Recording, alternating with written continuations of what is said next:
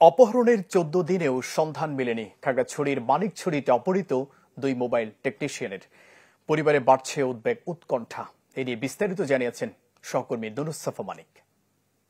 খাগড়াছড়ির মানিকছড়ি থেকে অপহৃত দুই মোবাইল টেকনিশিয়ানের এখনো সন্ধান মেলেনি। ১৪ দিন অতিবাহিত হলো, তাদেরকে সন্ধানের জন্য আইনশৃঙ্খলা বাহিনীর পক্ষ থেকে নতুন কোনো তথ্য জানাতে পারেনি এবং পুলিশের সাথে আমরা কথা বলেছি। পুলিশ বলছে তাদের উদ্ধারে যৌথ বাহিনী, সেনাবাহিনী এবং পুলিশের সমন্বয়ে একটি অভিযান পরিচালিত হচ্ছে, তবে এখনো পর্যন্ত তাদের কোনো হদিশ কিংবা তাদের কোনো তথ্য পাওয়া যায়নি। এবং এই বিষয়ে আমরা কথা বলেছি অপহৃতদের স্বজনদের সাথে। তারা বলছেন ১৪ দিন অতিবাহিত হলে তাদের স্বজনদেরকে ফিরে না পাওয়ার কারণে তাদের পরিবারের উদ্বেগ বাড়ছে। তারা বলছেন যাতে দ্রুত সময়ের মধ্যে তাদের স্বজনদেরকে তাদের পরিবারে ফেরত দেওয়া হয়। এবং এই বিষয়ে আমরা যেই প্রতিষ্ঠানে কাজ করতে এসে দুইজন অপহরণ হয়েছে তাদের সাথে কথা বলার চেষ্টা করছি, কিন্তু সেই কোম্পানির কারোর সাথে আমরা এখনো যোগাযোগ করতে পারিনি। তবে অপহৃতদের স্বজনরা বলছেন তাদের সাথে অপহরণকারীদের কেউ কেউ যোগাযোগ করছেন। তারা বলছেন যে চাঁদা সংক্রান্ত বিষয়ে হয়তো বা তাদের এই অপহরণ ঘটতে পারে বলে তারা প্রাথমিকভাবে মনে করছেন। এবং আমরা জানিয়ে রাখি যে গেল ১৯ এপ্রিল খাগড়াছড়ি চট্টগ্রাম যে মহাসড়ক, সেই মহাসড়কের ময়ূরকিল এলাকা থেকে কিন্তু দুইজনকে অপহরণ করে নিয়ে যায় পাহাড়ের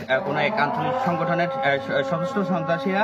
এবং এই ঘটনা এখনো ১৪ দিন অতিবাহিত হলো, এখনো কিন্তু কাউকে এখনো উদ্ধার করা যায়নি, কিংবা এই ঘটনায় এখনো আইনশৃঙ্খলা বাহিনীর পক্ষ থেকে সঠিকভাবে কোনো তথ্য আমাদেরকে জানানো হয়নি। এই ছিল আমার কাছে খাগড়াছড়ি থেকে মানিকছড়ি থেকে অপহৃত দুই মোবাইল টেকনিশিয়ানের বিষয়ে খবরাখবর।